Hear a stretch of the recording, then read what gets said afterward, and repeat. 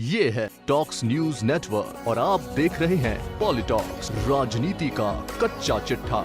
दिग्गज कांग्रेस नेता और राज्यसभा सांसद दिग्विजय सिंह को एक बार फिर से 2016 में हुई सर्जिकल स्ट्राइक याद आ गई है। दिग्गी राजा ने 23 जनवरी को एक बार फिर सर्जिकल स्ट्राइक पर सवाल उठाते हुए मामले के सबूत और रिपोर्ट दिए जाने की बात कही है। जम्मू कश्मीर में भारत जोड़ो यात्रा को संबोधित करते हुए दिग्गी राजा ने मोदी सरकार पर हमलावर होते हुए केंद्र पर झूठ फैलाने का गंभीर आरोप भी जड़ दिया है। दिग्गी राजा ने केंद्र की मोदी सरकार से 3 सवालों का जवाब मांगा है। दिग्विजय सिंह ने कहा कि केंद्र सरकार सर्जिकल स्ट्राइक के बारे में बात करती है कि हमने इतने लोग मार गिराए हैं, लेकिन सबूत कुछ नहीं है। इसके बाद बीजेपी के पार्टी प्रवक्ता गौरव भाटिया ने पलटवार में कहा कि जितना दुख सीखने वाले देश को हुआ, उतना ही दुख कांग्रेस को हो रहा है। आपको बता दें, दिग्गी राजा के आरोपों का खंडन करते हुए गौरव भाटिया ने कांग्रेस नेता दिग्विजय सिंह के सवाल का जवाब दिया।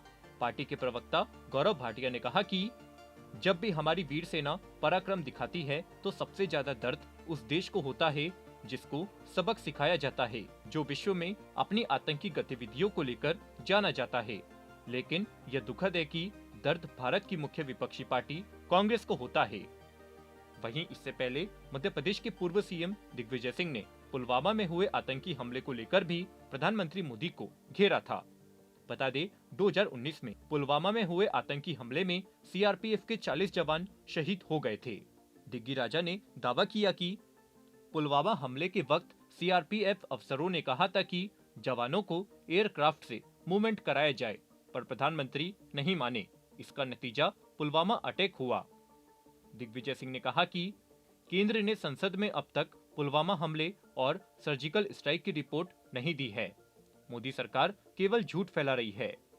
दिग्गी राजा ने केंद्र की मोदी सरकार से 3 सवाल पूछे हैं। इसके साथ ही मोदी की केंद्र सरकार से इन सवालों का जवाब भी मांगा है। पहला सवाल पूछते हुए दिग्विजय सिंह ने कहा कि 40 से ज्यादा हमारे सीआरपीएफ के लोग मारे गए। क्यों मारे गए? सीआरपीएफ के लोगों ने, डायरेक्टर ने मांग की थी कि ये सेंसिटिव जोन है, इन सीआरपीएफ के जवानों को हवाई जहाज से श्रीनगर से दिल्ली भेजा जाए, लेकिन मोदी जी ने मना कर दिया। क्यों मना कर दिया? पुलवामा, जो कि पूरे तरीके से टेररिज्म का एक केंद्र बन चुका है, वहां हर गाड़ी की चेकिंग होती है। वहां एक स्कॉर्पियो गाड़ी उल्टी दिशा से आती है, उसकी जांच पड़ताल क्यों नहीं हुई? और जांच पड़ताल भी नहीं हुई और उसके बाद वो आके टकराती है और हमारे 40 सीआरपीएफ के जवान शहीद हो जाते हैं। दूसरा सवाल पूछते हुए दिग्विजय सिंह ने कहा कि 370 हटने से फायदा किसका हुआ? कहते थे आतंकवाद खत्म हो जाएगा, हिंदुओं का बोलबाला हो जाएगा, लेकिन जब से धारा 370 हटी है, आतंकवाद बढ़ा है। रोज कुछ न कुछ हो रहा है। पहले ये आतंकवाद घाटी तक सीमित था, लेकिन अब राजौरी, डोडा तक पहुंच गया है।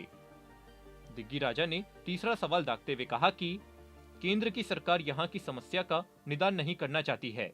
हुकूमत यहाँ का फैसला नहीं करवाना चाहती, ये समस्या कायम रखना चाहती है ताकि कश्मीर फाइल्स जैसी फिल्में बनती रहे और हिंदू मुसलमानों में नफरत फैलती रहे। दिग्गी राजा ने कहा कि कभी आपने देखा कोई प्रधानमंत्री किसी फिल्म का प्रचार करने गया हो?